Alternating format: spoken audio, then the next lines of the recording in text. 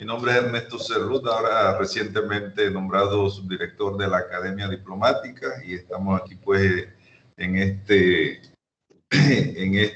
periplo que nos lleva pues a través de la Cancillería, y ya ahora pues colaborando de manera muy gustosa con el doctor Spence como director de la Academia, y pues en este desarrollo del ciclo de conferencias que se propone realizar la Academia. Nos toca hoy pues la presencia de la doctora Paulina Franceschi, quien nos hablará de las actividades del proceso del Pacto del Bicentenario. La doctora Franceschi, Paulina Franceschi, es académica, diplomática, profesional con experiencia en desarrollo y políticas públicas. Fue embajadora de Panamá en Austria desde octubre del 2015, abril del 2018, y concurrente ante varios países europeos: Hungría, Eslovenia, Eslovaquia y Kosovo. También nos representó ante la OPAC en Viena, la Oficina de Naciones Unidas en Viena. Fue embajadora adjunta también en nuestra misión permanente ante la ONU en Nueva York, y cuenta con publicaciones de artículos científicos y manuales de técnicas en biotecnología y técnicas moleculares para diagnóstico de leishmaniasis. Cuenta con un doctorado y maestría en microbiología de la Universidad de Notre Dame, Indiana, Estados Unidos, y estudios de premédica en la Universidad de Panamá. Un currículum envidiable, doctora Franceschi. Con esa formación y esa experiencia académica y profesional tan multidisciplinaria, supongo que tenemos hoy, va a ser un tema muy interesante que usted nos va a desarrollar, uniendo todas esas visiones y enfoques desde el punto de vista de las ciencias sociales. Así que estamos muy complacidos de su presencia, y pues el espacio es suyo.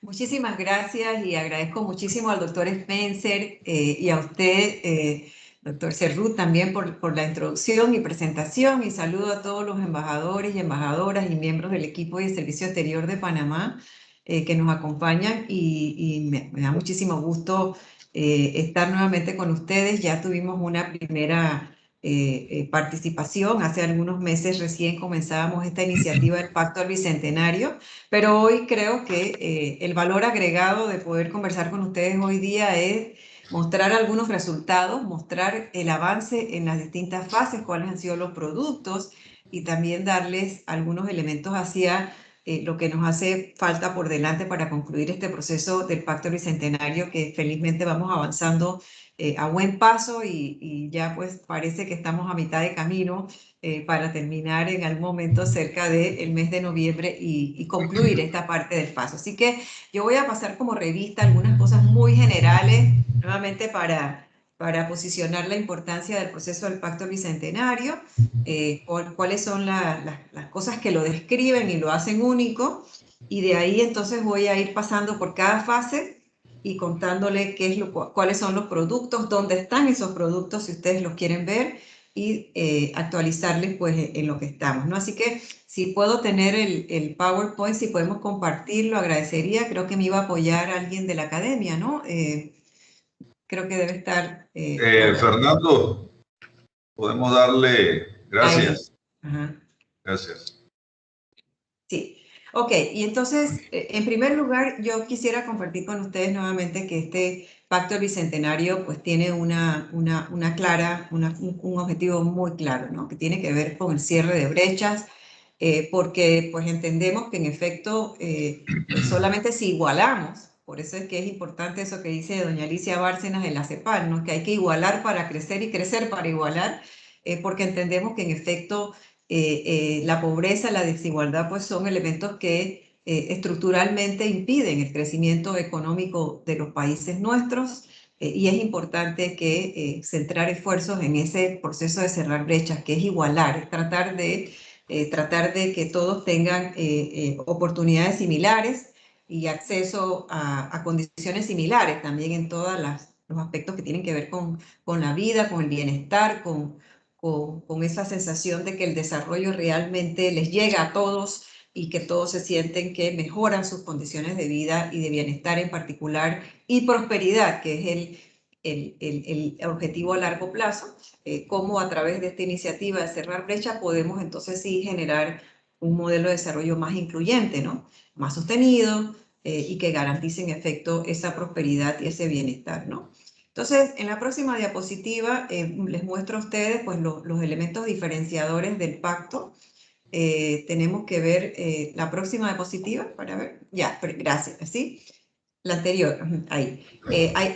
Estos cuatro bloquecitos ayudan a autodefinir qué es lo que es esta iniciativa y cómo la estamos haciendo y cómo estamos haciendo el proceso, ¿no? En primer lugar, es un proceso construido de abajo hacia arriba, eso es fundamental.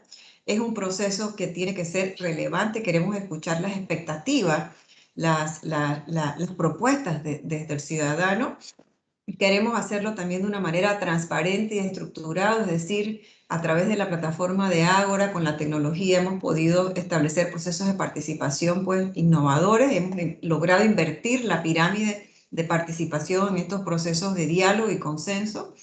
Y también tiene un elemento también diferenciador que lo dirigimos por personas independientes, que hemos estado muy comprometidas. Esa es la figura del Consejo Consultivo que acompaña como un ente de gobernanza este proceso del Pacto del Bicentenario y también que su orientación es el cuarto bloquecito, es pues buscar ese bienestar y esa prosperidad, como ya les dije, ¿no? A través de buscar cómo podemos hacer un crecimiento, un desarrollo mucho más incluyente a partir de escuchar desde las experiencias y desde la vivencia de los mismos ciudadanos cómo podríamos cerrar esas brechas, cuáles son esas brechas que le duelen en el zapato, esa piedrita que duele en el zapato y cómo poder cerrar esas brechas, ¿no?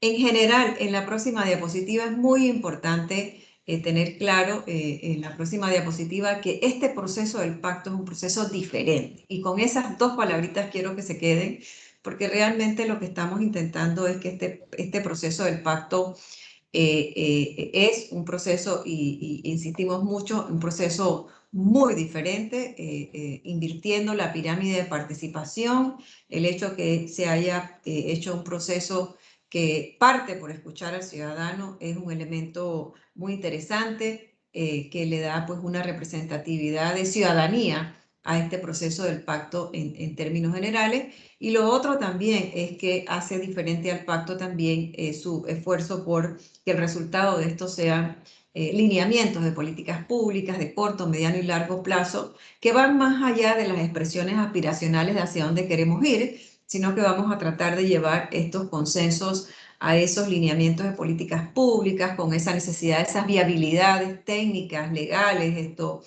políticas también, de manera tal que le podamos entregar al país un producto cuya implementación sea más probable en las circunstancias actuales y que también tengamos un sentido de prioridad sobre cuáles son aquellas cosas que podremos más en el corto plazo, otras en el mediano y largo plazo implementar en el país, ¿no? En la próxima diapositiva, entonces, vamos a mostrarles a ustedes lo que son las dos grandes etapas. Creo que viene la próxima.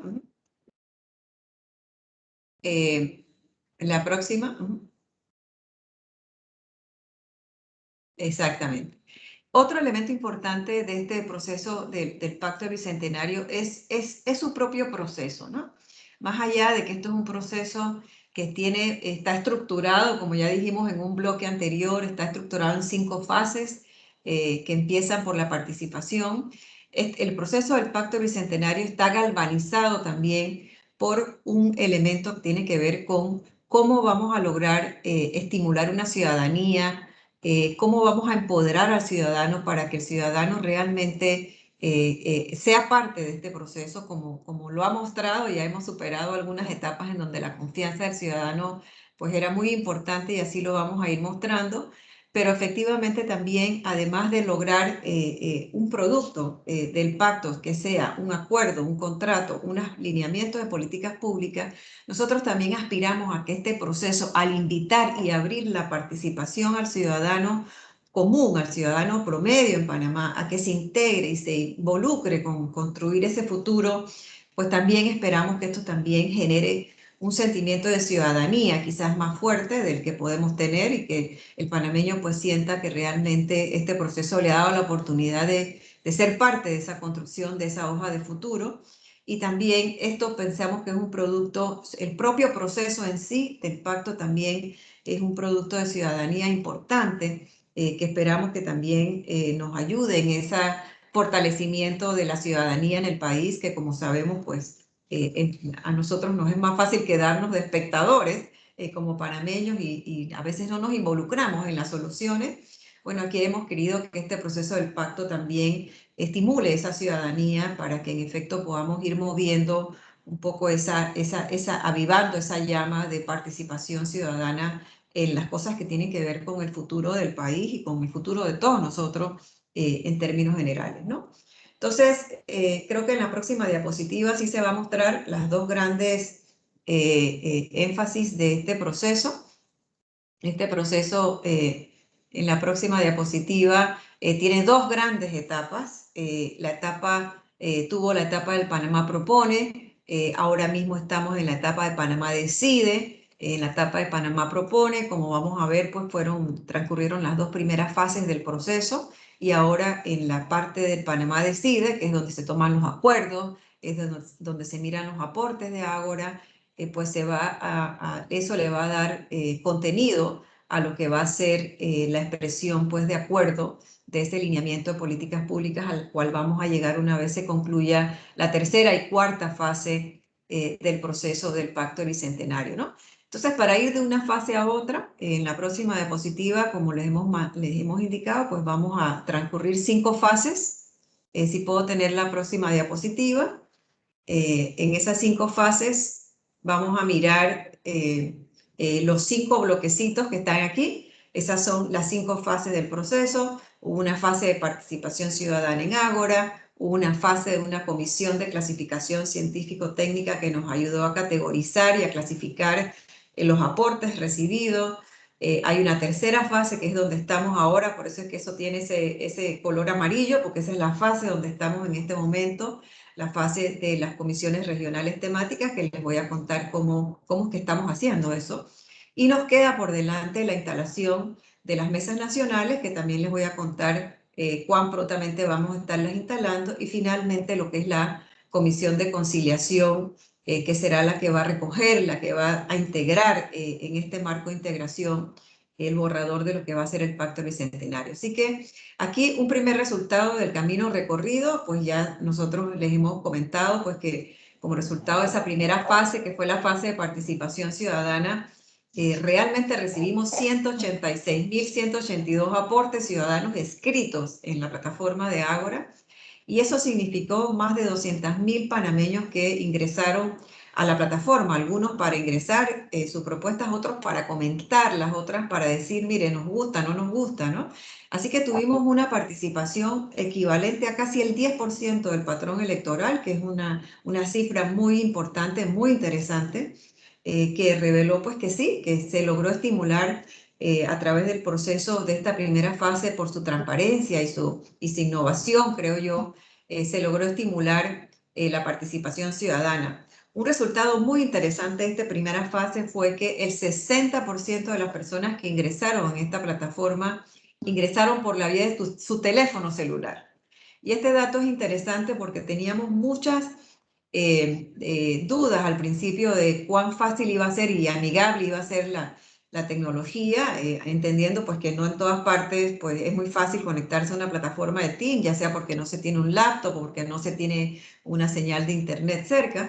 Pero curiosamente el 60% fueron aportes recibidos a través de su celular, que dice dos cosas, ¿no? Que la gente usó la herramienta para conectarse con el proceso, pero dos, dijo algo que es mucho más relevante y que nos lo comentó la embajadora de Alemania como un elemento que ella había privilegiado muchísimo en este proceso, y es que al usar tu celular muy probablemente tú estabas usando tu propia data, con lo cual mostraba un verdadero compromiso del ciudadano con el proceso al usar sus propios recursos para ingresar una propuesta en la plataforma, como fue el caso de ese 60% de panameños que lo hicieron por esa vía en la primera fase, ¿no? Esa primera fase, cuando la concluimos el 28 de febrero, las propuestas fueron reclasificadas, se hizo una depuración, sobre todo de propuestas repetidas que se encontraron en la base de datos, y ingresamos a la segunda fase del proceso, que fue la fase de la Comisión de Clasificación Científico-Técnica con 175.922 propuestas, que han sido las propuestas que han continuado en las siguientes fases de este proceso, ¿no? En las próximas diapositivas vamos a ver entonces cuáles fueron las áreas en donde esas 175.922 propuestas están ubicadas, ¿no? Y aquí vemos en términos de números absolutos, fíjense el eje de la X de número absoluto de propuestas, y vemos también en las barras verticales, vemos los porcentajes relativos, ¿no? De ese 175.922 propuestas, pues el 21% fueron propuestas en el ámbito de infraestructura. Esto tiene que ver muchísimo con infraestructura energética, con infraestructura vial, con infraestructura comunitaria, que son los grandes temas que nos ayudó a entender la Comisión de Clasificación. El 17% fueron propuestas en el ámbito de salud, seguida por 15% de agua, miren interesante, 14% de educación, 7% para economía y 7% de Estado, un 6% para el agro, y ya vemos en menor proporción de propuestas los temas que tienen que ver con cultura, con ambiente, con deportes, que tuvieron los porcentajes más bajos y el número de propuestas más bajas en participación durante esa primera fase, ¿no? Un dato muy importante en la próxima diapositiva. Creo que les muestro en la próxima diapositiva un balance también de cómo se ven esas propuestas en las regiones. La próxima diapositiva, por favor, sí. Ahí estamos. En esta diapositiva nosotros vemos cómo ese gran balance de esas 11 áreas, cuando las segregamos a nivel de las regiones, cómo se ve el énfasis de las regiones en cada uno de esos temas. Ustedes ven aquí en amarillo, por ejemplo, la priorización que hicieron las personas para la región occidental, que incluía pues Chiriquí, Bocas del Toro y la comarca Nové Buglé. Ustedes ven ahí también lo que fue ese balance de esas propuestas que se recibieron pertenecientes al área de la región central, que es el color un poco morado que ven en el mapa, en donde se recibieron casi que 26.000 propuestas. Ven también en rojo lo que es la región transísmica, en donde ven ustedes que se recibieron 72.000 propuestas de esas 175.000, y ven también en verde lo que ha sido el énfasis y la priorización de la región oriental, que se recibieron alrededor de 2.879 propuestas, y en gris, un tema muy interesante para quienes les gusta estudiar estas visiones de país, es las propuestas de alcance nacional que se recibieron en la plataforma, en donde, si ustedes ven cuidadosamente, ven que los balances y las prioridades enmarcan ámbitos diferentes cuando se contrastan estas propuestas en gris versus el resto de las propuestas más regionales, en donde los énfasis se dan en otros aspectos. Por ejemplo, ustedes ven, para decirles algo muy evidente, ustedes ven que en todas las regiones la barra que tiene más propuestas es la barra de infraestructura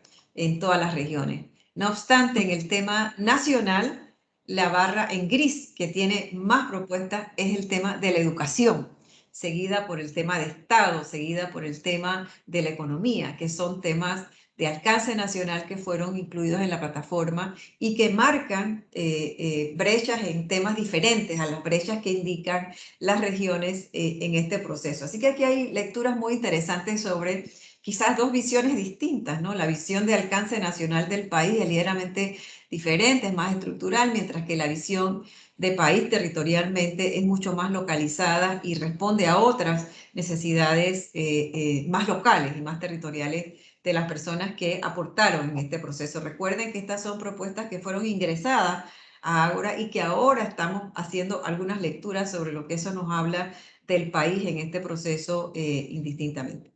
Pero este ejercicio que les muestro aquí ha sido fundamental esta separación, esta segregación de propuestas a nivel de las regiones, porque como vamos a ver en la fase 3, que es la fase donde estamos ahora, para poder organizar las fases regionales, fue muy importante segregar la información de Ágora en la información que fue, que hacía referencia a soluciones en esas regiones y en cada una de esas regiones. Así que este balance es muy importante porque a partir de aquí nos permitió entonces coordinar y organizar las mesas regionales temáticas que son las que están actualmente en el proceso, ¿no? Así que este es el corazón del proceso ha sido los aportes de Ágora con sus distintos balances, como ustedes ven aquí, y eso pues ha sido fundamental para alimentar cada una de las fases del proceso que sigue a continuación, ¿no? En la próxima diapositiva creo que vamos a mirar un balance también adicional. A ver la próxima diapositiva. Sí, diapositiva, por favor, Fernando. Fernando, ok. Aquí Gracias. vemos, gracias, sí, aquí vemos, por ejemplo, voy a pasar ahora, ya les dije el balance de la fase 1, ahora les voy a dar el balance de la fase 2, que como les dije, este balance era una comisión de clasificación científico-técnica integrada por varios especialistas aquí en Panamá de las ciencias blandas, las ciencias más duras, como decimos coloquialmente. Y ellos lo que tuvieron a bien fue tomar cada uno de estos grandes temas, infraestructura, educación, y a través de un proceso de software lexical, tratar de darnos luces de cuáles eran las grandes áreas temáticas que estaban consideradas y los grandes subtemas debajo de esta gran cantidad de propuestas que nosotros recibimos. Por eso es que hoy en día yo les puedo hablar de que debajo del tema de salud, por ejemplo, encontramos muchas propuestas que tenían que ver con acceso a agua potable, con la continuidad de los servicios por ejemplo, de agua potable también.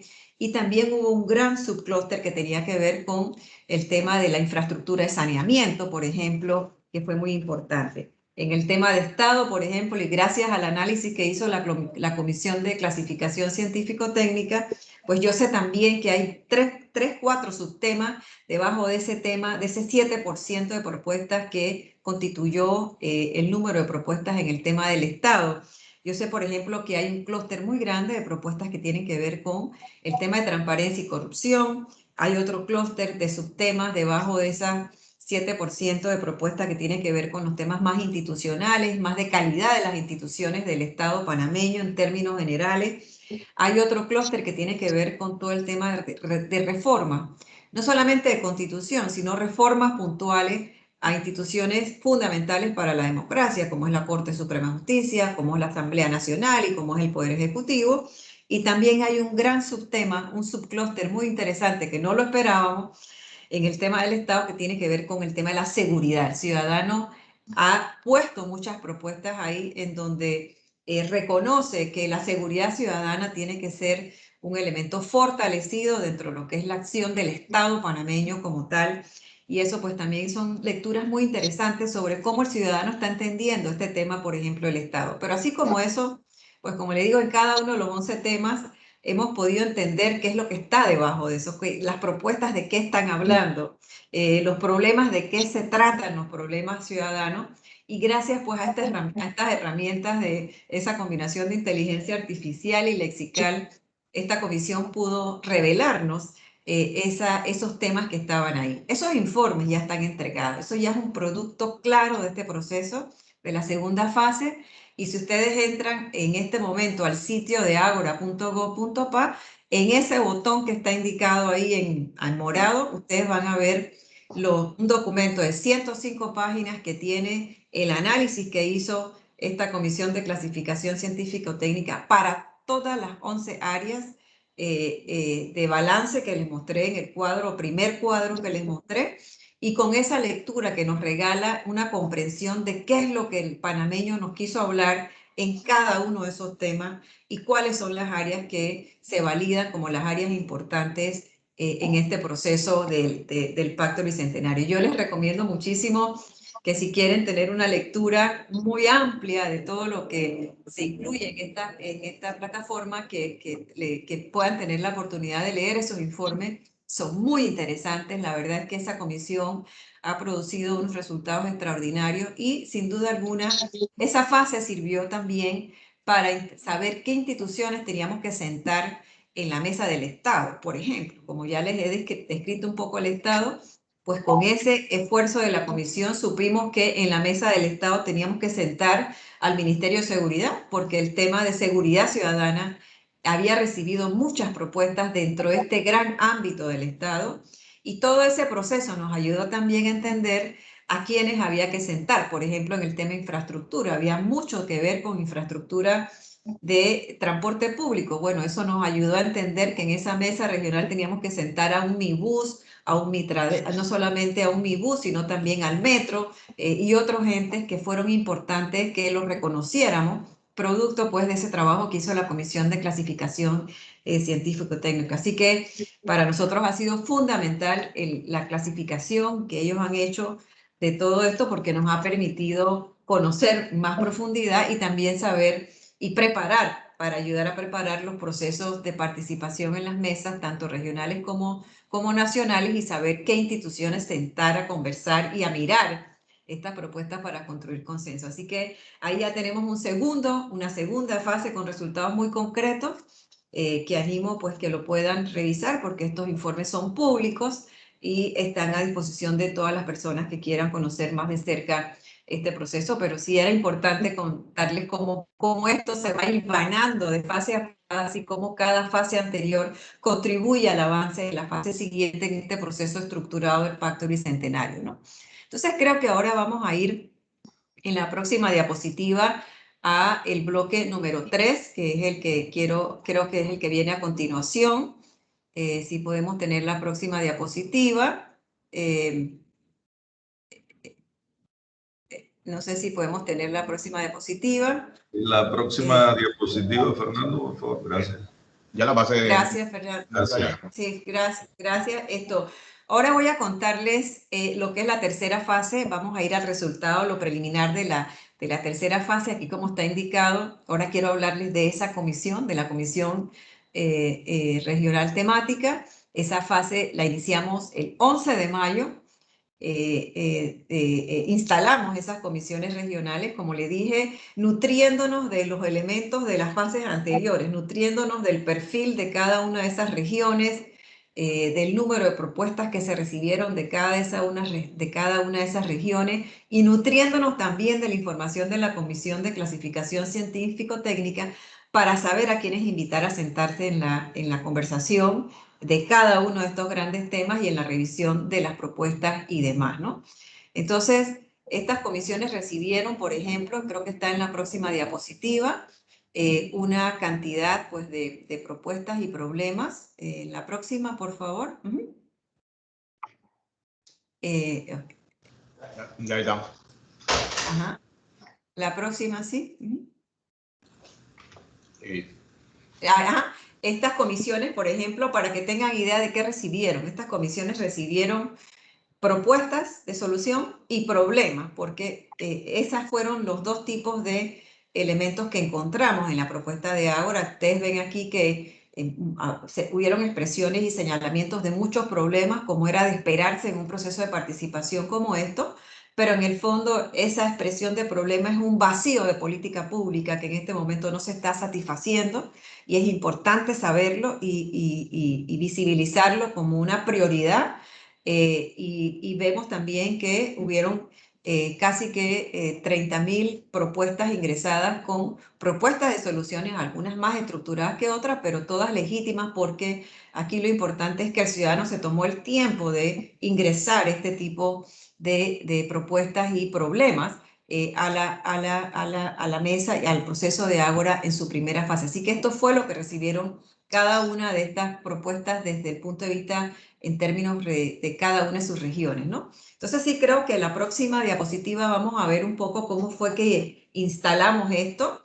En la próxima diapositiva creo que van a ver un esquema en donde vamos a apreciar la cantidad de mesas que propusimos en las comisiones regionales temáticas. Aquí, como ustedes ven, la semana de trabajo empieza por los lunes, como ven aquí, en donde distintas regiones se reúnen en distintos horarios, ¿no? En la región occidental se reúne todos los lunes en la mañana, la región central los lunes en la tarde, y así sucesivamente. Y como ven, cada región se instalaron 11 mesas pertenecientes a los 11 temas que fueron los temas que salieron del proceso de Ágora. Y aquí en total estamos trabajando simultáneamente, virtualmente, 44 mesas que están debatiendo en este momento en cada una de esas regiones las propuestas regionales que les mostré en ese esquema anterior, que fueron trasladadas a las comisiones para que fueran analizadas, revisadas y a partir de ahí construir los consensos, ¿no? Nosotros actualmente tenemos, como les dije, 44 comisiones temáticas funcionando en todo el país, en todos los 4 regiones del país, y ya llevan la 9ª semana de trabajo. Estamos ya en 18 sesiones, cada una sesionando 2 veces a la semana, por esos bloques de horas de casi 4 a 4 horas y media, para tratar de finalizar este trabajo en el mes de agosto, ¿no? Y ya empezamos a ver, como les digo, resultados. En la próxima diapositiva ustedes van a mirar, creo que yo, un balance de Ágora. Para efectos de ir ya, ellos están ya subiendo en Ágora. Nuevamente los invito a que puedan entrar a la página que ha sido la página emblemática del proceso del Pacto Bicentenario, para que ustedes puedan ver ya lo que hay. Creo que en la próxima diapositiva vamos a ver también más o menos lo que había en pantalla hacia el 9 de julio. La próxima, por favor. Ahí, la próxima, sí. Podemos ir a la próxima. Ahí ustedes ven, por ejemplo, ahí hice una captura de pantalla. Esa captura de pantalla la hice al 9 de julio. Hoy estamos al 13 de julio. Si van a entrar hoy, van a ver un poco diferente el balance, pero hoy en la pantalla tendríamos ya 59 acuerdos que están públicos de la región occidental, 62 acuerdos de la región central, 95 acuerdos de la región transísmica y 27 acuerdos de la región oriental. Ya ustedes, esa captura de pantalla fue unos minutos antes de entrar al Zoom, ahora mismo, pero ustedes ya podrían entrar a mirar en esa pantalla qué es lo que está ahí en Ágora, cuáles son los acuerdos que ya van las comisiones haciendo públicas, porque tienen que discutirlas primero y luego pues se hacen públicas para efectos de que el ciudadano que ingresó a su propuesta pueda también ver cómo va evolucionando cada una de las propuestas que se ingresaron.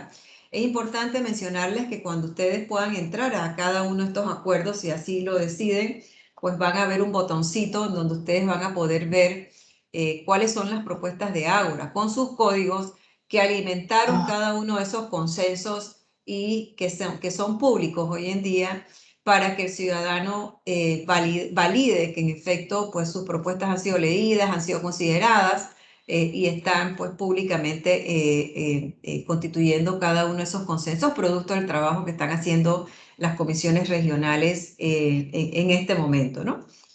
Así que es un trabajo bien interesante porque ya empezamos a ver un producto de la fase 3.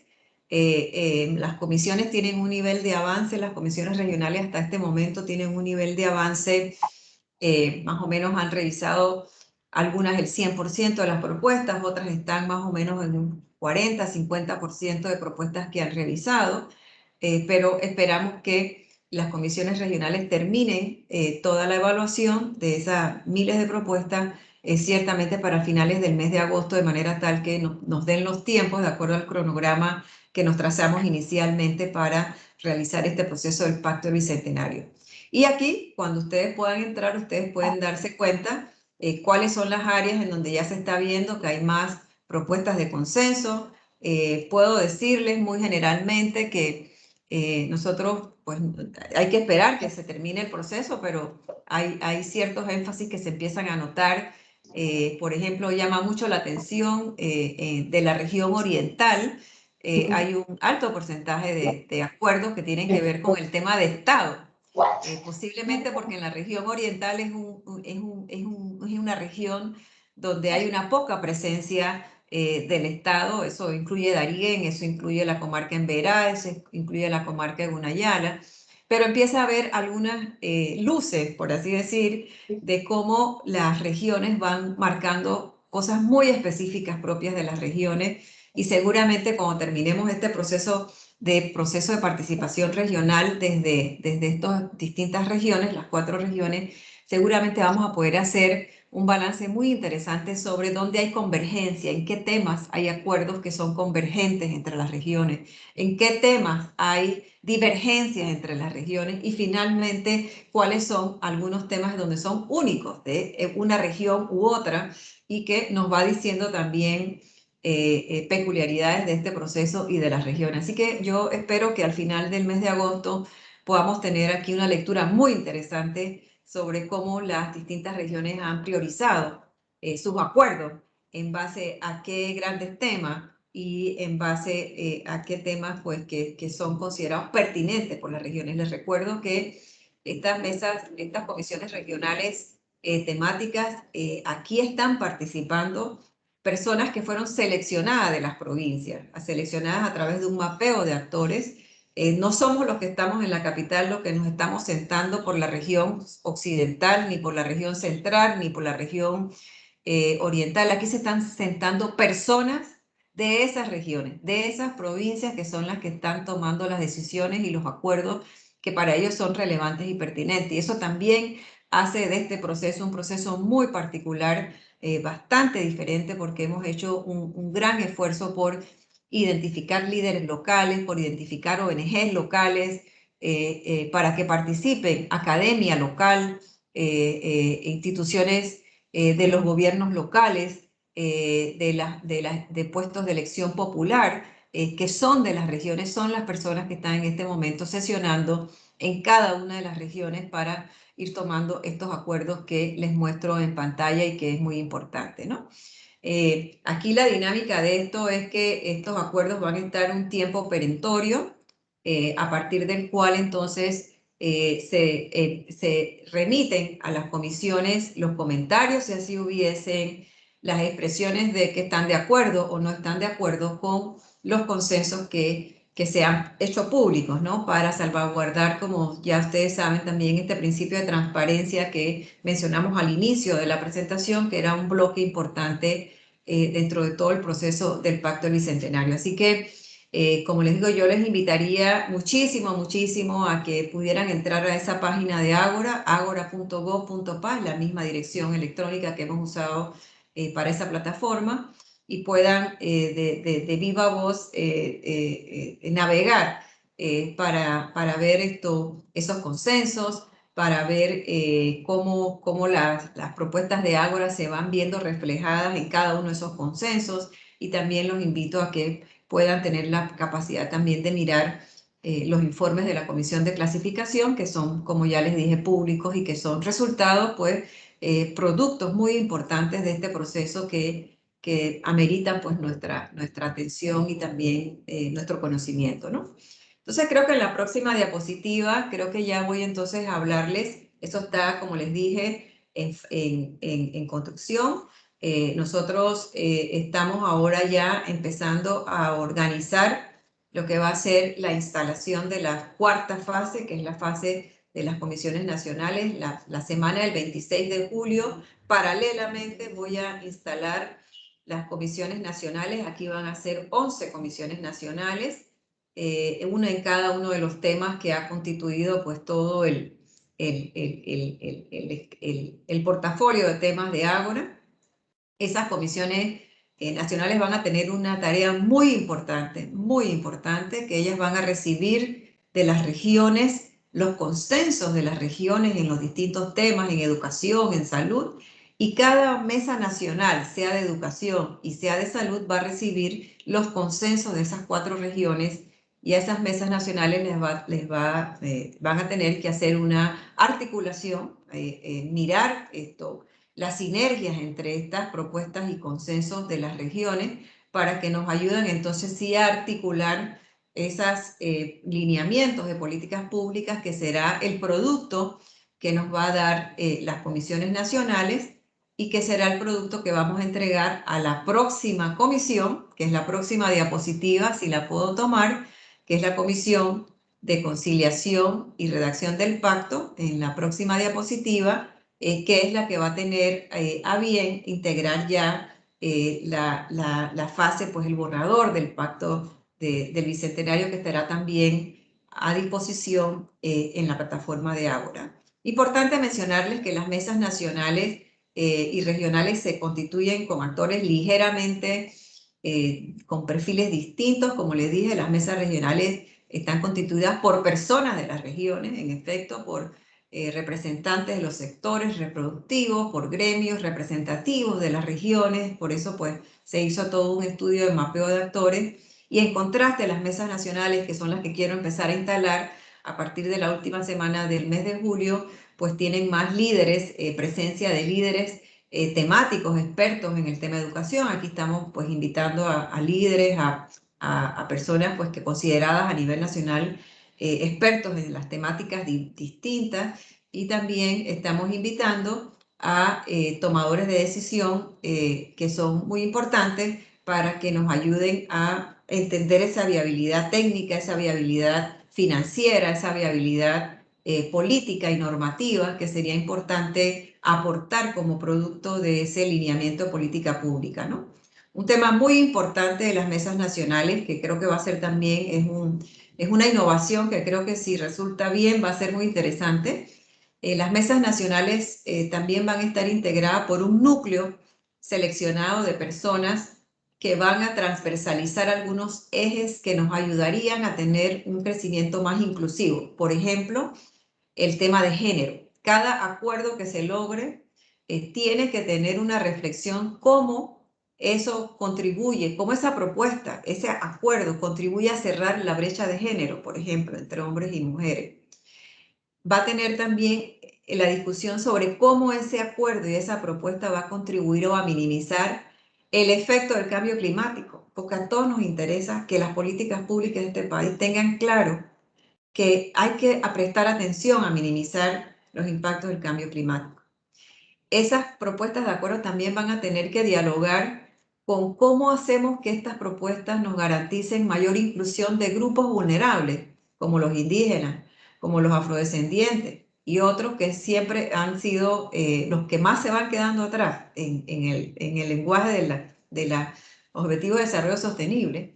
Y también van a tener que dialogar estos acuerdos nacionales con la ciencia y la tecnología, porque vamos a necesitar preguntarle cómo estos acuerdos se van a apoyar de la ciencia y la tecnología para tener impacto, para hacer mejor políticas públicas, para lograr que en efecto logremos tener un impacto y una seguridad de que la inversión que haga el Estado en algunos consensos que se logren, pues realmente tengan más información sobre la capacidad de implementación y de resultados positivos esperados. Así que estas mesas nacionales van a tener esa innovación.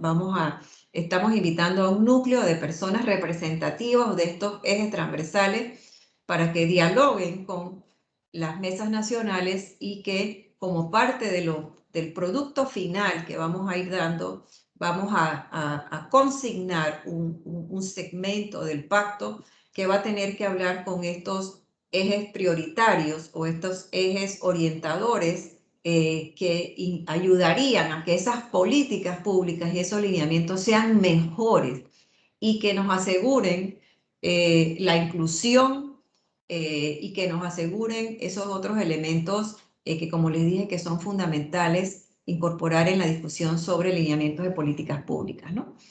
Entonces, creo que la próxima diapositiva sí es ya la última fase, si mal no recuerdo, que es la fase pues, de conciliación y redacción, todos estos aportes que se van concatenando en cada fase. Ya les dije, la fase regional, los acuerdos de cada región. Nosotros no sabemos las regiones qué acuerdos están haciendo. Todos son autónomas las regiones para definir sus acuerdos.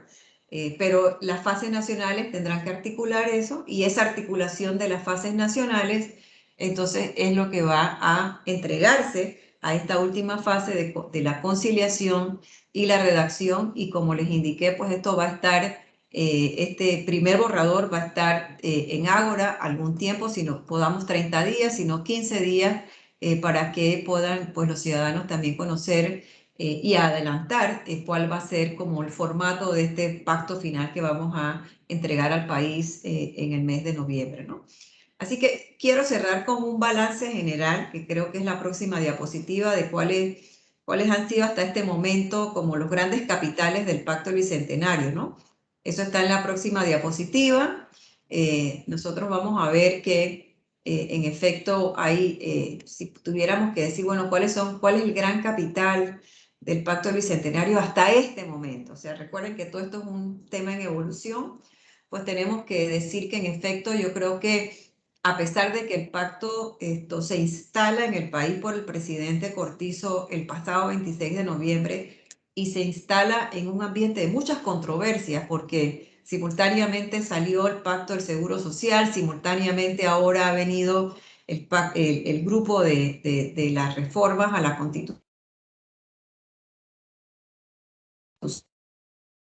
en medio de una crisis sanitaria. O sea, nosotros entramos instalamos el pacto en un contexto muy difícil, pero aún así yo creo que sí tenemos en nuestras manos en este momento capitales importantes. Lo primero es las propuestas y el número inesperado de ciudadanos que decidieron aportar en este proceso. Eso para mí es el gran capital de este proceso del Pacto Bicentenario, porque logramos estimular esa participación ciudadana en números impensables. Yo creo que siempre les menciono que nuestras primeras observaciones eran muy de cuántas propuestas íbamos a recibir, eran que a lo mejor llegamos a 1000 o a lo mejor llegamos a 5000.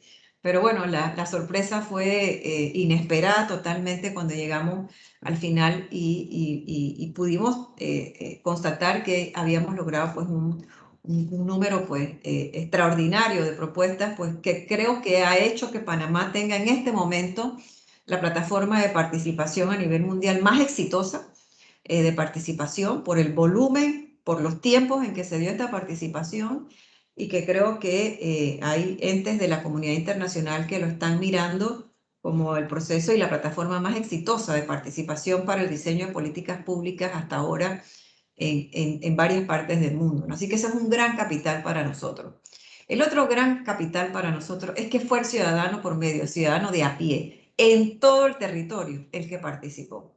Nosotros podemos mostrar que el 97% de las propuestas que fueron ingresadas las ingresó el ciudadano a título personal, ya no en representación de ningún gremio, de ningún grupo o sector, sino a título propiamente individual. O sea que sí hubo una atención ciudadana de este proceso.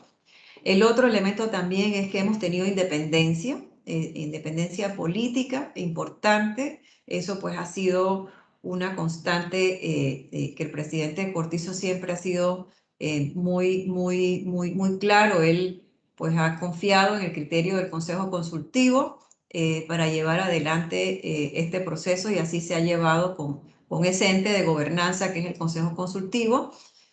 Lo cual lo hace pues importante porque le da mucha legitimidad a este proceso. Ha sido un proceso de diálogo con respeto cívico. Miren, nosotros esperábamos encontrar aquella negatividad que uno puede ver en las redes sociales. O sea, en las redes sociales uno mira un Panamá muy fracturado, un Panamá muy polarizado, un Panamá muy crispado, y eso siempre se ha comentado en distintos medios y demás, pero es una realidad. O sea, nosotros a través de las redes sociales se manifiesta mucha expresión de malestar, ¿no? Pero en este proceso del diálogo, si hubieron 10 propuestas que tenían insultos o irrespetos, fueron muchas. Y eso lo hemos considerado como un gran valor y un gran capital, porque la persona no usó la plataforma de una manera negativa, la usó constructivamente y proactivamente, tratando de mostrar las áreas que significaban diferencia en el bienestar de ellos. Y creo que eso es muy importante, ese lenguaje, esa narrativa que tienen las propuestas de Ágora, porque ninguna es una narrativa negativa, ni despectiva, ni respetuosa. Muy por el contrario, yo creo que eso denota un espíritu cívico importante que también es un gran capital de este proceso del Pacto Bicentenario. Y ese espíritu cívico se ha trasladado a todas las fases. Hay que mirar, por ejemplo, cómo los comisionados de las fases regionales han tomado con seriedad su papel en construir estos consensos, cómo se han organizado para poder cumplir con una demanda de 8 horas por semana, que ha sido un tema difícil en este proceso regional, porque son tantas propuestas que la única manera de poder revisarlas es tener muchas horas de dedicación. Pero realmente ha habido un compromiso importante y los que están muy comprometidos con lograr y terminar este proceso con los tiempos estimados, ¿no? Así que yo creo que hemos tenido un gran capital. Al final, mi balance del proceso del Pacto Bicentenario es que creo que se ha logrado llevar de una manera interesante el proceso y que hasta este momento, como les digo, pues creo que en nuestras manos ya tenemos un gran capital por estos elementos. Además, pues que ya vamos viendo productos muy claros de cada una de estas fases, y esperamos pues que ya lo que nos queda pendiente, que es la fase nacional y la fase de conciliación, pues siga satisfactoriamente con los tiempos que estamos anticipando, ¿no? Así que yo con esto concluiría la parte formal de la presentación, indicando pues que la presentación está disponible para el equipo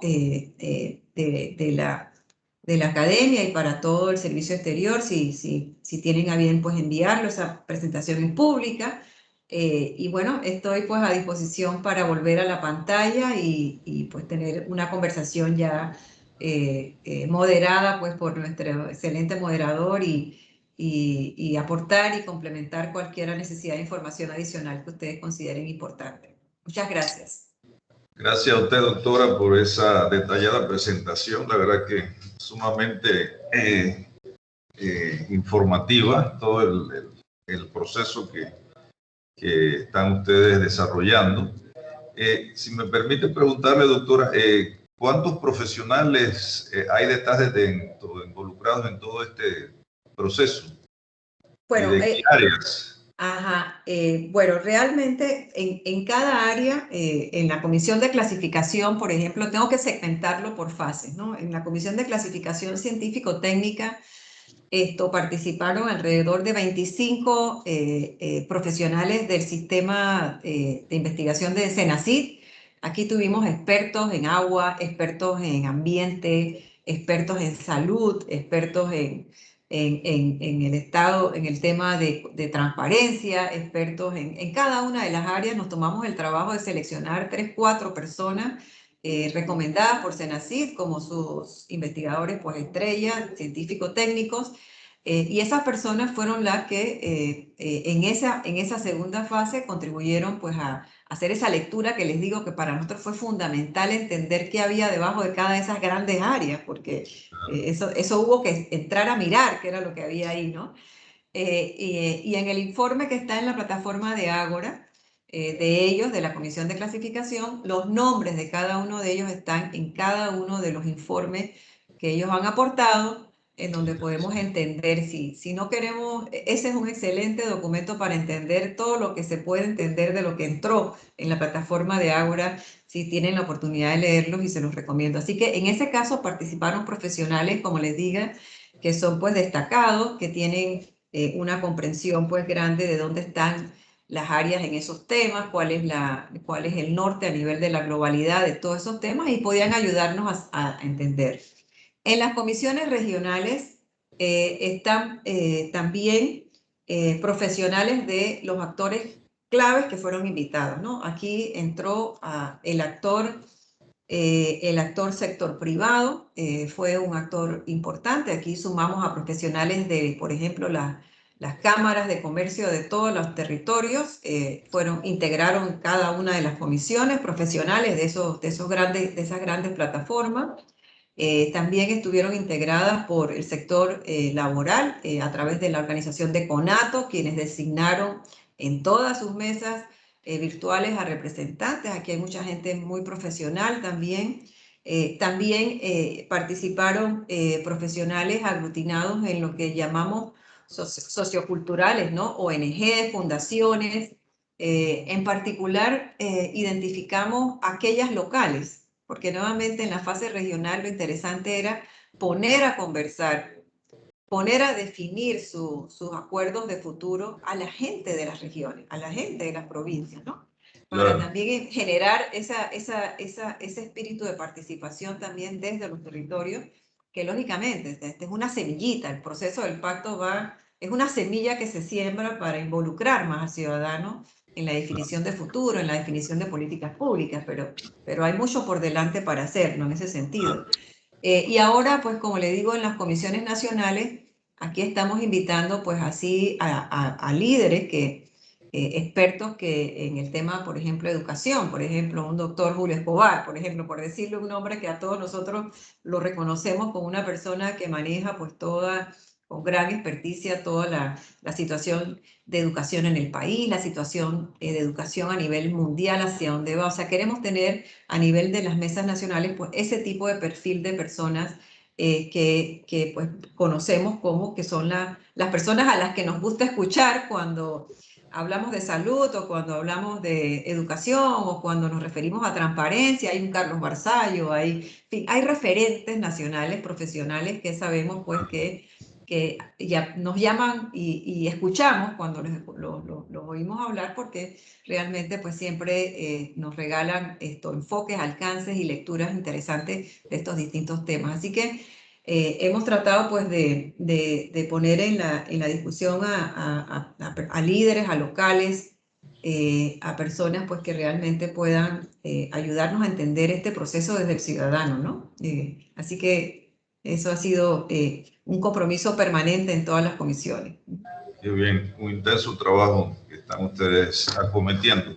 Sí. Bueno, no sé, el resto de la audiencia, si tienen alguna pregunta, estoy seguro que la tendrán.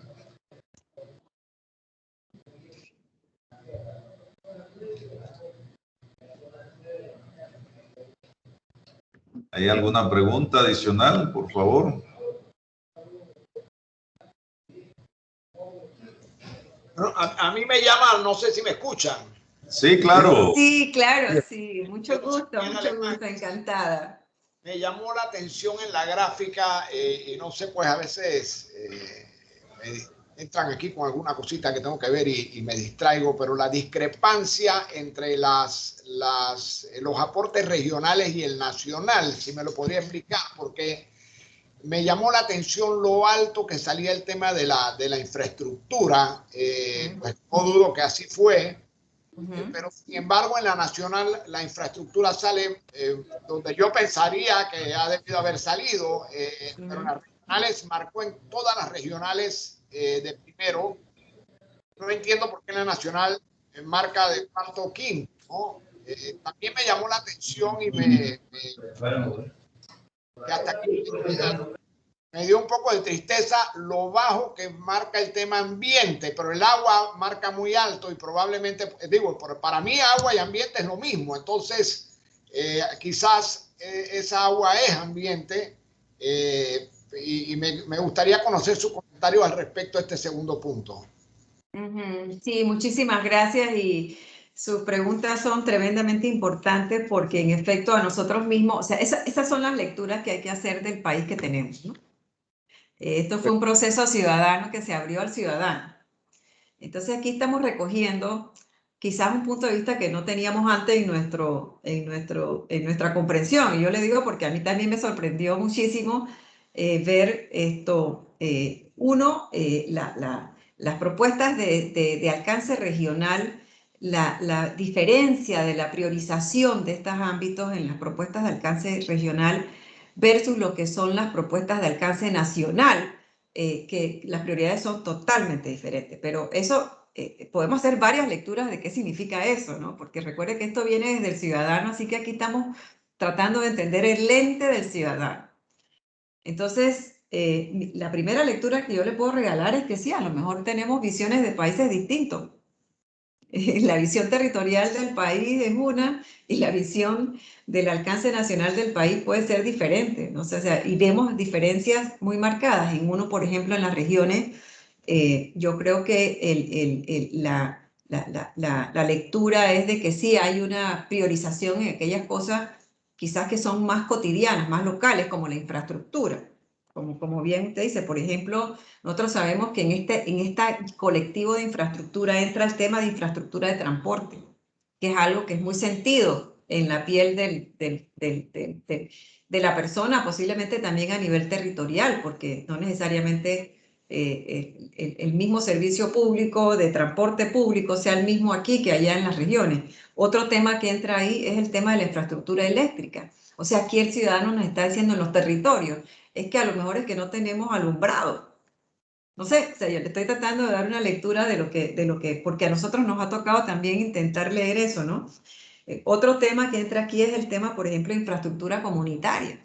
Hay muchas propuestas que tienen que ver con mejoramiento de infraestructuras básicas, reparación de espacios públicos, infraestructura de servicios públicos locales, donde sabemos que posiblemente en los territorios hay mayor debilidad en dar un servicio de calidad o contar con servicios, de hecho, por ejemplo. O sea, a lo mejor no hay ni servicios propiamente, ¿no? Por ejemplo, como lo vemos en el tema de la región oriental, ¿no? Así que aquí lo que estamos viviendo, como le digo, pues esa diferencia de priorización y de lo que le hemos invitado a proponer. Ayúdenos a entender qué es lo que más les duele en el zapato y cómo podemos cerrar esas brechas, ¿no? Entonces aquí hay lecturas desde el ángulo sociológico que podemos hacer y demás. Y por ejemplo, le regalo un aporte muy interesante de un colega que está haciendo una lectura de las propuestas estas de las comisiones regionales. Y un elemento que a la luz de este comentario de infraestructura, por eso lo hago, porque hay otro elemento, ¿no? Él decía, mira, cuando uno lee las propuestas que hizo la Comisión de Clasificación Científico-Técnica, aquí hay una imagen de país que es muy clara. La imagen de país es que Panamá está desmembrado, necesita conectarse, necesita integrarse, necesita, y tú lo ves en educación, me decía esta persona, ¿no? Que es un sociólogo muy respetado que nos está ayudando a hacer este análisis de país. Dice, tú lo ves en salud, lo ves, por ejemplo, en las demandas de la gente de que no tiene un puente para cruzar por una escuela, de que su producto del agro no puede salir a los mercados ni nacionales porque no hay acceso, no hay conexión, no hay vía. Te lo dice la educación, que no tiene infraestructura digital, que no tiene energía. Muchas áreas en donde no puede llegar el internet es porque no hay ni energía. Y todavía tenemos grandes vacíos de ese tipo de cosas. Entonces, ahí uno empieza a entender la lógica de por qué en los territorios el tema de infraestructura es más fuerte.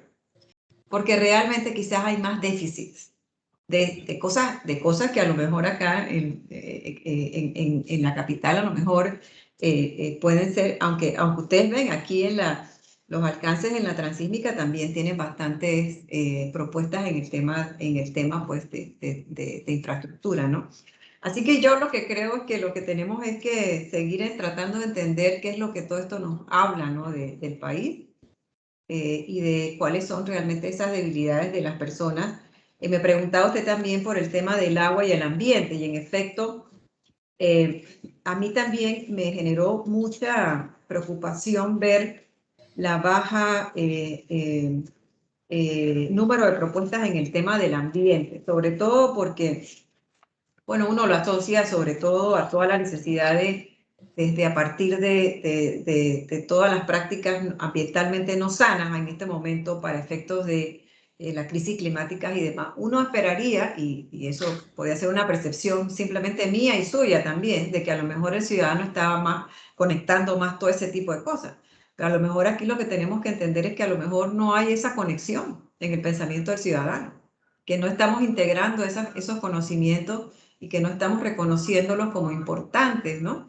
En todo este tema de mantener la biodiversidad, de mantener la sanidad de los recursos hídricos, o sea, y aquí a mí lo que me despierta es como esa necesidad de hacer una mayor docencia social en temas en donde tenemos que lograr que el ciudadano internalice la interconexión que tiene esto con fenómenos que nos están pasando. Entonces yo creo que ahí más bien yo lo he ponderado desde ese otro lado, ¿no? Que esto más me habla a mí de la necesidad de trabajar más en esos procesos de docencia y a través del sistema, por ejemplo, educativo. Yo creo que aquí hay una tarea muy fuerte del sistema educativo por ayudar a construir un conocimiento para el mundo de hoy en día, un mundo más interconectado, un mundo que está sufriendo de amenazas globales, en donde todos tenemos que hacer algo diferente para contribuir a una armonía global. Entonces, yo lo veo como eso, más bien como esas lecciones que tenemos que tomar de este proceso y que nos indican brechas. Aquí hay brechas de conocimiento fundamentales. Yo creo que lo que estamos viendo es eso, ¿no? Y en el tema de ambiente, por ejemplo, ¿qué fue lo que la gente nos indicó? Por ejemplo, la preocupación por la deforestación, la preocupación por desechos, que tiene que ver con toda una gama de prácticas distintas que hay que inspirar en la comunidad, la preocupación por las limpiezas de los recursos hídricos y la contaminación de las fuentes de agua, eso también está muy claro, y la demanda por prácticas ambientales y conservación de los recursos, son las 4 como subclúster que están en el tema de ambiente. En el agua, lo que ingresaron dentro de ese ámbito del agua tenía que ver con una cosa fundamental como el acceso al agua potable. Es una demanda en todo el territorio. Uno ve en las regiones y después de infraestructura, agua es la mayor demanda, el mayor déficit de brecha que en los territorios existe, ¿no? Y detrás de eso hay un subtema que tiene que ver con la continuidad. Hay una gran cantidad de propuestas en donde el ciudadano está diciendo, es que no basta que no tengamos agua, es que tiene que ser continuo también. Y finalmente todo el tema de infraestructura y saneamiento, que es un tema también que entra en el manejo pues, de alcantarillados, de aguas residuales y todo lo demás, que es otro tema de preocupación que fue ingresado en ese gran ámbito de agua, ¿no? Así que yo diría que sí, aquí hay muchas cosas que entender de este proceso y de entender de sociedad, ¿no?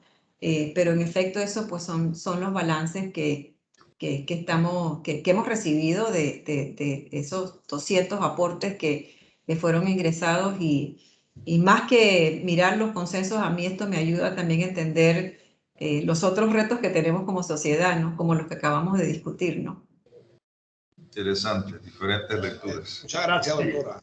A usted, muchas gracias. Tenemos aquí Maura en espera, como nos está indicando hace algún tiempo. Muy buenas. ¿Me logran escuchar? ¿Me escuchan? Sí, ¿cómo no? Sí, muy buenas. Bueno, felicidades, la verdad, es un excelente trabajo al que han estado realizando.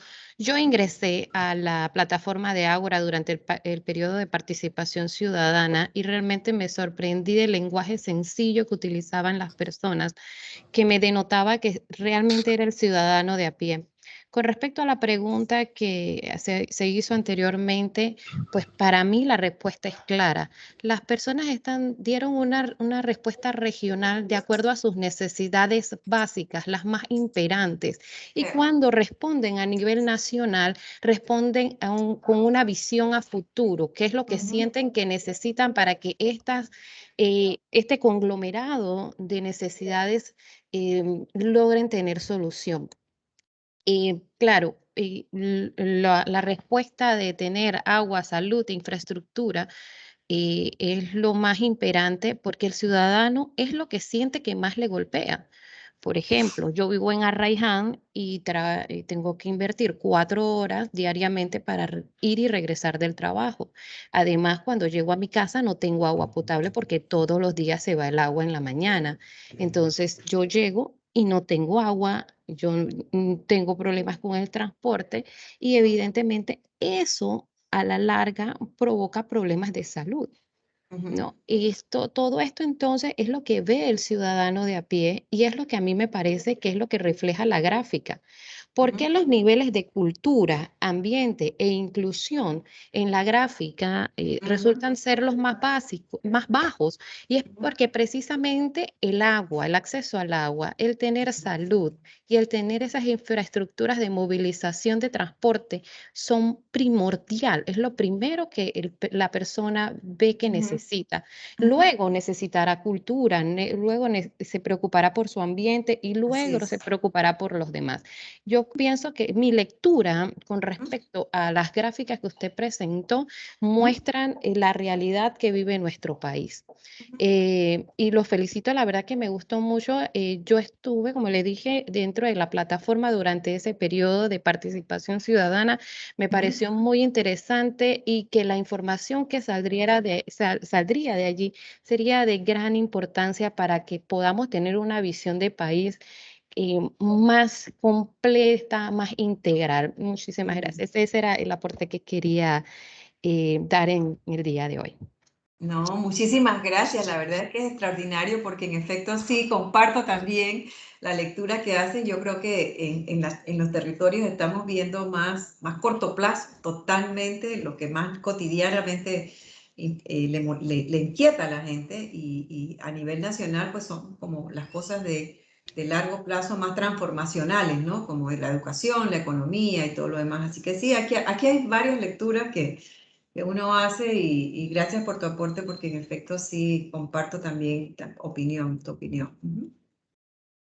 Sí, ¿alguna otra pregunta, por favor, sobre este interesante tema? La verdad que surgen muchas preguntas durante el proceso, porque hay muchos temas o sea, correlacionados. Exactamente.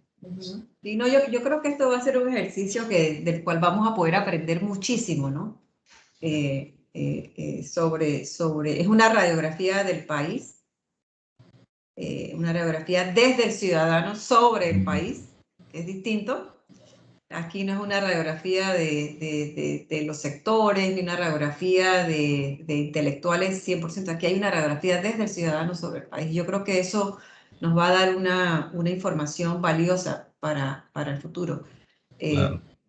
Y creo que eso solamente hace este proceso muy inédito, ¿no? Porque realmente podemos aprender mucho de lo que estamos viendo y de los resultados que se están teniendo hasta el momento, ¿no?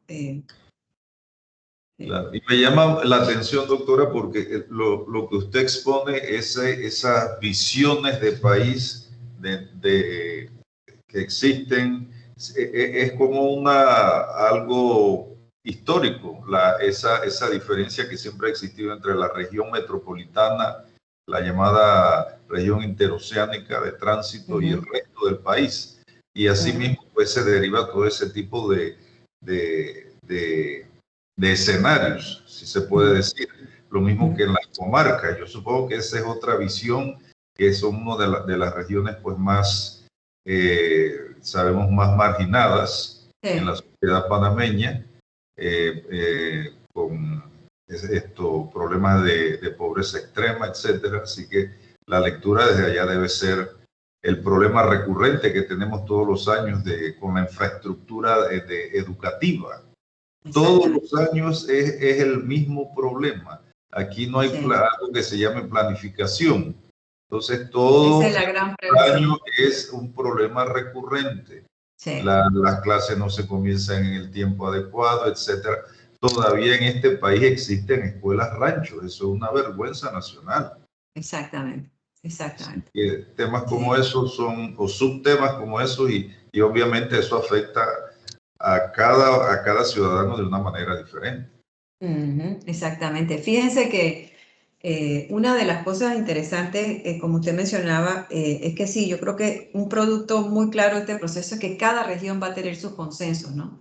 Y en cada región vamos a poder ver esas diferencias que usted está marcando, ¿no? Y seguramente va a salir así, o sea, todo eso, esas brechas, esas carencias se van a marcar muy bien en las distintas regiones, ¿no? Así que sí esperamos que esto no solamente sea un acuerdo nacional al que lleguemos al final, sino que también logremos que las regiones se empoderen de sus propios acuerdos para que efectivamente la planificación territorial coja un poco más de fuerza en los territorios. Yo siento que hay que empoderar mucho más los territorios. Aquí, doctora, el aspecto ese de la descentralización Totalmente. podría actuar en algo. Absolutamente. De hecho, en la dimensión territorial de este proceso es muy interesante porque lo que estamos buscando es, en efecto, que al empoderar la estructura local, aquí las juntas técnicas, los gobiernos locales, los entes de representación popular, al ciudadano, los gremios, se logre empezar a estimular de que puedan participar en definir el futuro de su territorio. Primero, porque mucha gente se siente fuera de todos estos procesos. No se olvide que venimos de una cultura totalmente vertical, las cosas nos vienen de afuera y esto es lo que vamos a hacer, pero aquí estamos diciendo, no, es que usted puede participar, usted puede definir lo que su territorio necesita o hacia donde quiere que necesite, porque la idea es tratar que el desarrollo se apropie desde el territorio localmente. Porque si no seguimos la cultura centralista que no permite que realmente haya un proceso local de desarrollo que va a requerir descentralizar, ceder poder y va a requerir también planificación más local. Pero yo estoy segura de algo. Si nosotros lográsemos en este proceso por lo menos una experiencia de empoderamiento de los actores locales sobre su desarrollo, ahí se puede pensar que hay una esperanza por empezar a cambiar esa comodidad de que, bueno, todo viene desde la capital, ¿no? Y no tenemos que preocuparnos, todo viene desde allá, nos guste o no nos guste, viene de la capital. En cierta medida es un paternalismo. Exactamente. Entonces, esas son las cosas culturales que yo les decía que este proceso está galvanizado con ese tipo de aspiración, porque lo que queremos es plantar una pequeña semilla de que tú te puedes decirle al ciudadano en el territorio, te tienes que involucrar con tu futuro, porque lo defines tú, tienes que ayudarlo a hacer, tienes que ayudarlo a participar, tienes que estar en él, ¿no? Esperando que eso logre, pues, estimular esa llama de que, hombre, sí, nosotros podemos decidir qué queremos como comunidad, como distrito, ¿no? Pero bueno, es un proceso que inicia, pero que necesita mucho más hacia adelante, pero y quizás a relevo también en algún momento. Exactamente. Isamarí, por favor, tenemos a Isamarí en nuestra lista de... Buenas tardes a todos, la embajadora de Panamá en Francia, señora embajadora, ¿qué tal? Adelante. Mucho gusto, embajadora, mucho gusto. Saludos a todos. He seguido el proyecto Pacto Bicentenario, con el cual me identifico mucho. Yo creo en el diálogo social más que político. Sí. He revisado la plataforma. Le puedo decir que a nivel de la OECD, somos un país pionero, pues la OECD ha llamado al diálogo social y político y Panamá, hemos tomado la palabra, hemos dicho Panamá está comprometido, Panamá ya está trabajando, estamos por delante de los requerimientos de la OECD. Aparte de Chile, Chile también tiene un proceso de diálogo social, usted me corregirá, señora Paulina, que usted está más empapada de eso que yo. Sí. Pienso que la visión del buen gobierno y del presidente Cortizo en el tema de hacer un diálogo es un reto grande porque nadie se quiere meter en esta responsabilidad. Y yo creo que en la plataforma uno ve, hay que hacer un cambio, como usted dijo, integral, señora Paulina. Hay que escuchar a la ciudadanía, hay que hacer cambios. Venimos de, como quien dice, de una década perdida, y no lo digo yo, lo dicen grandes figuras políticas panameñas. Tenemos que reflexionar de qué le vamos a dejar a las futuras generaciones, Entonces, como usted dijo, Paulina, es definir el futuro. El gran reto es los resultados concretos que resulten de este diálogo, porque al final es un compromiso de todo el país. No solamente de los que estamos involucrados, lo que nos interesa este tema, por decirlo de alguna manera, ¿no? Entonces, pues, prácticamente eso eran mis comentarios, y pues, decirle que cuenta con mi apoyo, que creo en el proyecto y que lo sigo muy, muy de cerca. Muchas gracias, embajadora. Muchísimas gracias, embajador. Usted sabe que acá el embajador de Francia en Panamá es también un aliado de este proceso acá localmente y me habla mucho de la experiencia en Europa también, así que él también nos sigue muy de cerca acá, contraparte local acá de Francia, y está muy comprometido y con mucha frecuencia me pide reuniones para saber cómo estamos, cómo vamos. Así que eso me parece muy positivo, lo mismo que la embajadora de Alemania también, que han estado muy, y de Canadá también, que han estado muy, muy comprometidos en el seguimiento del proceso del pacto, ¿no? Así que también a disposición cualquier conferencia que usted considere importante que hagamos en ese ámbito diplomático que usted está ahorita mismo, sobre todo en el campo OCDE, con mucho gusto a disposición si necesita esto, que vayamos levantando la voz, ¿no? Concretamente en esos espacios, con mucho gusto, embajadora. ¿Cómo no? Gracias, embajadora, por su aporte. ¿Algún otro participante, por favor? Este tema está muy, muy interesante. Creo que hay muchas aristas. Bueno, ya casi vamos dando final. Doctora, yo no quisiera cerrar la actividad de hoy sin preguntarle sobre ese activo tan importante que tenemos nosotros, el canal. Y el canal está, la sangre del canal es el agua. Y ese es un grave problema aquí, como sabemos. No solamente de medio ambiente, sino pues en un marco holístico, si se puede decir. La persona que en la mañana no le llega el agua, que tiene que levantarse muy de madrugada a llenar sus tanquecitos, etcétera. Pero en el caso del canal, que es nuestro mayor activo, bueno, aparte obviamente situado dentro de la posición geográfica que ocupamos, nuestro mayor activo nacional, recurso en una infraestructura crítica, vital, pero sin el agua, pues no, el canal no funciona. Entonces, ¿cuál ha sido el aporte de los expertos de la ACP, los técnicos en esta materia, en este proceso? Bueno, lo que le puedo comentar es que en efecto la ACP es parte de los invitados en las mesas, por así decir, ¿no? La ACP, claro, sobre todo en el tema de agua, así como está el IDAN y están otras instituciones que tienen que ver con eso, y también todo el tema de más local, comunitario, de los acueductos comunitarios y demás, todos esos pues están en esa mesa importante que tiene que ver con el tema del agua.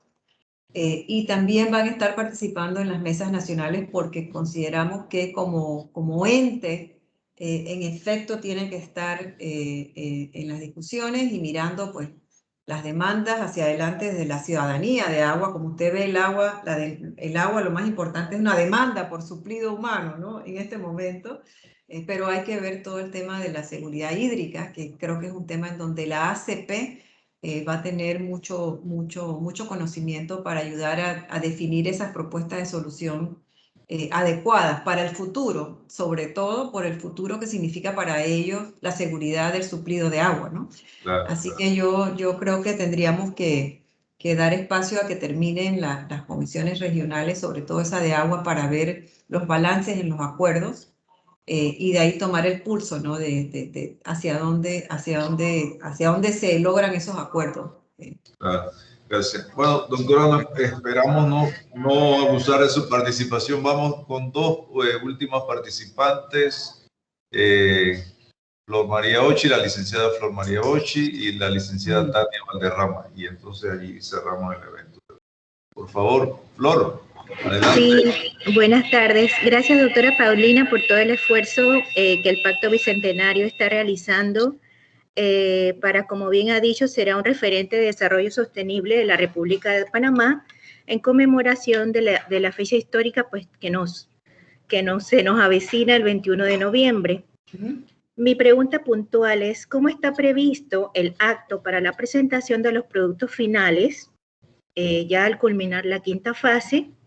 Y si la plataforma Ágora continuará vigente para darle seguimiento a la ejecución de las propuestas nacionales y locales que la ciudadanía panameña ha manifestado como sus prioridades. Muy interesante. Muchas gracias, Flor, por las dos preguntas. Voy a empezar por la última, me parece que es extraordinaria. Pues fíjate que hay propuestas en Ágora de que, en efecto, en la plataforma se convierta como en el ente de monitoreo, seguimiento y de permanente participación ciudadana, sobre todo desde los territorios. Ahí me dio mucha satisfacción encontrar, pues, dentro de las propuestas esa recomendación de que se convirtiera, pues, en una plataforma permanente. Así que ahí, pues, nos toca esperar ese consenso y que se registre, ver si otras regiones también están considerando que esto es un recurso, pues, importante para el seguimiento de esto, para que este esfuerzo, pues, se continúe desde el punto de vista de tener en los territorios algo que ayude a ese constante retroalimentar del ciudadano. Así que ahí esperaríamos que eso siguiera su curso si tenemos consenso dentro de las propuestas que están ya en análisis, ¿no? En cuanto al tema de cómo será el cierre de este proceso, pues mira, todavía estamos tan comprometidos en lo que, y por la demanda, ¿no? Son procesos muy demandantes. Este proceso regional ha sido extraordinariamente demandante porque monitorear 44 mesas de diálogo simultáneamente virtual se convirtió en un gran reto para todo el equipo metodológico y para nosotros para poder timonear esto a distancia y lograr que esto pudiera tener los productos que ya empezamos a ver, ¿no? Y con eso lo que te quiero decir es que todavía no hemos tenido el espacio como un poco para concretar cómo va a ser este cierre. Nosotros estamos muy ligeramente anticipando que, pues, será un evento formal. Estamos anticipando que vamos a entregar los productos regionales, los consensos regionales. Cada región va a tener su propio producto, su propia publicación, llámalo su propia propuesta, pues, de acuerdos cada región. Estaremos también entregando, pues, ya lo que es ya el acuerdo nacional, ¿no? Como un acuerdo nacional de lo que los ciudadanos, el mandato de los ciudadanos hacia el Estado panameño, porque recuerden que aquí la ciudadanía nos ha dado un mandato. Esta participación masiva habla de un mandato del ciudadano hacia el Estado panameño. Entonces, esto es lo visibilizamos, que esto es lo que vamos a... Ese acto de cierre va a implicar esa entrega de ese mandato, por así decir. Me gusta usar la palabra mandato porque creo que hay que visibilizar mucho que es un mandato ciudadano y entregarlo como parte de lo que sería, pues, ese acuerdo de corto, mediano y largo plazo que desde el ciudadano debe ser legitimado por todos los actores del sistema político, tomadores de decisión y de la sociedad panameña en su conjunto. Yo creo que aquí hay todos los que conformamos el Estado panameño tenemos que tenemos que ser parte de la solución. Y creo que en ese sentido, pues, el mandato va a quedar muy claro, ¿no? O sea, esto es una cosa para el gobierno actual, es muy correcto. Los resultados concretos del Pacto Bicentenario es lo que va a cerrar el broche de confianza. Fíjense, el broche de confianza que se abrió con la primera fase. Si se logran tener resultados de corto plazo en el proceso, una vez terminamos, yo creo que habremos reconstruido alguna fibra de confianza con el ciudadano y el sistema. Pero estoy totalmente de acuerdo y eso lo hemos venido conversando con distintos actores claves, que asegurar que se va a poder tener resultados de corto plazo y mostrar que se escuchó y que se legitima las preocupaciones de los ciudadanos, yo creo que va a ser muy importante para que se recupere algo de confianza en este contexto de tan profunda y resquebrajada desconfianza que tenemos en todo sentido, ¿no? De la vida pública nacional, ¿no? Así que, bueno, resumiendo, como te digo, yo creo, pues, que sigue, estamos haciendo mucho énfasis en el tema de los resultados concretos, trabajando con el MEF, trabajando con varios ministerios claves, pero sobre todo con el MEF para que tengan un poco claro hacia dónde se está orientando este proceso y, pues, los ajustes que tendrían que hacer.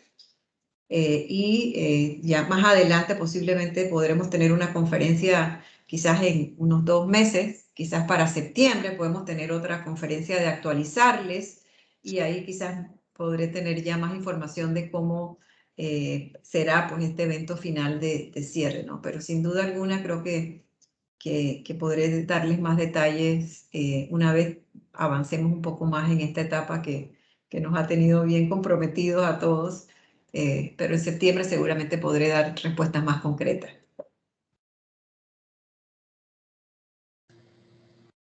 Tania, por favor, ya para cerrar el evento, ya, ojalá. Tania, adelante. Tania.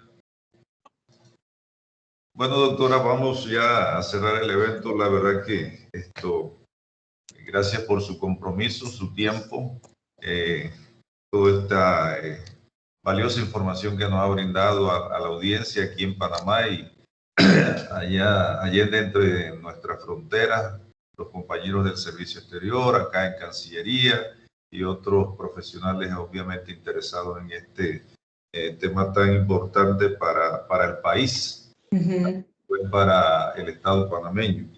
Me llamó mucho la atención ese apartado permiso, perdón, es que yo no sabía. Del mandato ciudadano, que digo yo que es como un mandato del soberano hacia quienes nos gobiernan, tratar de edificar, construir esa carencia que se ha generado por mucho tiempo de confianza y credibilidad ciudadana en el sistema. Así que definitivamente que todo esto forma parte de ese proceso. Le agradecemos mucho su tiempo, sus aportes y Dios nos la bendiga por todo tenerla aquí con ese intelecto suyo y sus grandes aportes. Muchísimas. Déjame saludar. No sé si el señor director quiere decir algo.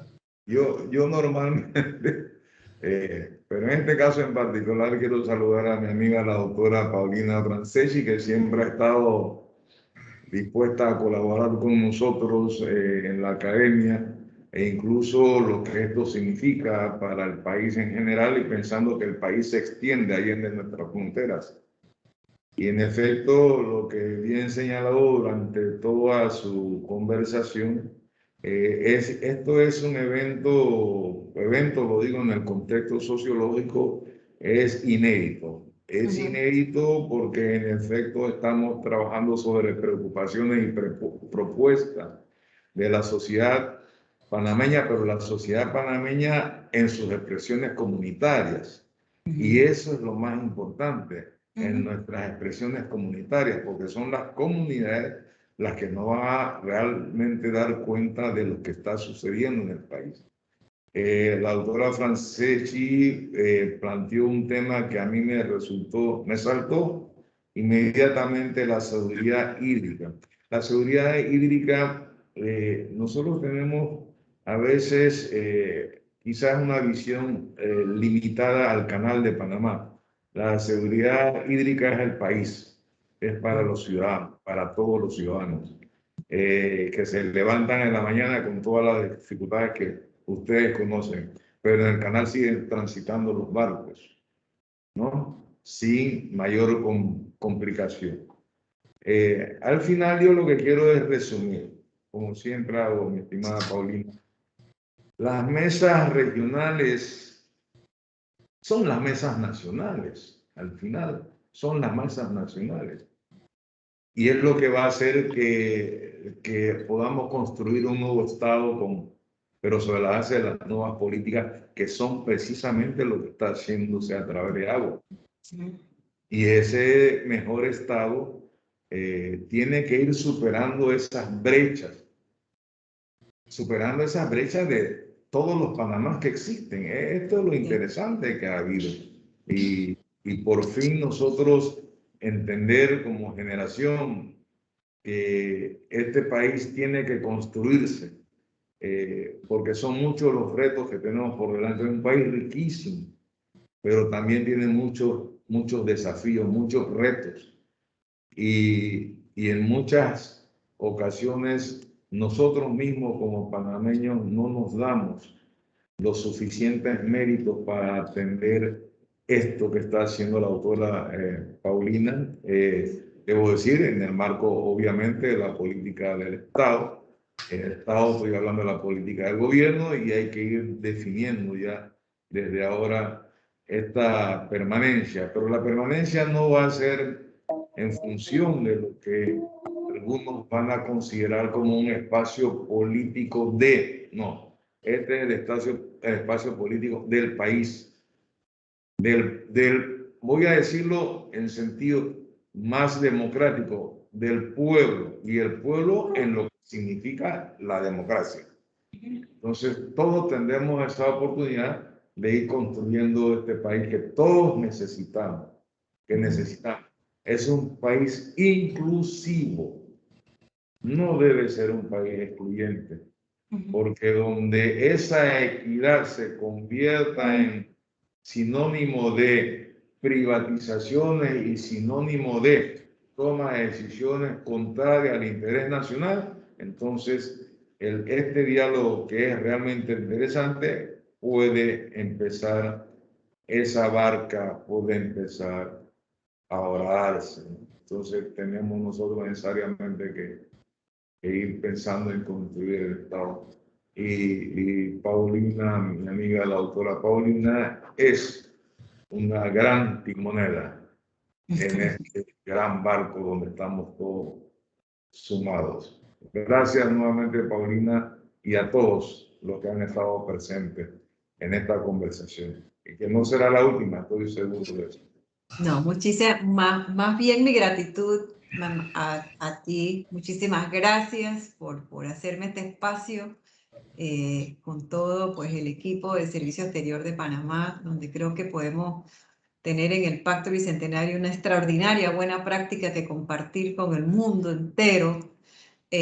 Así que me da muchísimo gusto poderlos informar periódicamente sobre este proceso, porque creo que es inédito y tenemos que valorarlo como tal. Como bien decía el doctor Spencer, en efecto, dar crédito a Panamá. Creo que hay buenas noticias y hay luces que hablan de posibilidades interesantes, ¿no? Así que más bien mi gratitud a los organizadores, a la academia, al doctor Spencer, al señor Cerrut, muchísimas gracias, y también a todo el equipo que ha escuchado. Y como siempre digo, yo estoy a disposición para seguir conversando sobre este proceso, y sin duda alguna me va a encantar volver hacia el mes de septiembre, cuando podré compartirles esa lectura de los acuerdos, que va a ser muy interesante también a nivel de las regiones, y seguir construyendo juntos, porque hablar de esto es construir, y lo estamos haciendo entre todos los que estamos aquí, porque creo que todos queremos construir ese mejor futuro para las generaciones, para nosotros, y ese es un derecho y un deber que como ciudadanos debemos de no negarlo, sino más bien acogerlo y apropiarnos de ese derecho ciudadano de contribuir a construir ese futuro. Muchas gracias, mi gratitud nuevamente, y bueno, un feliz día para todos. Gracias, doctor. Y hasta la próxima, ¿sí? Gracias. Le damos nuestro agradecimiento y saludo a todos. Saludos, muchas gracias a todos. Saludos, saludos.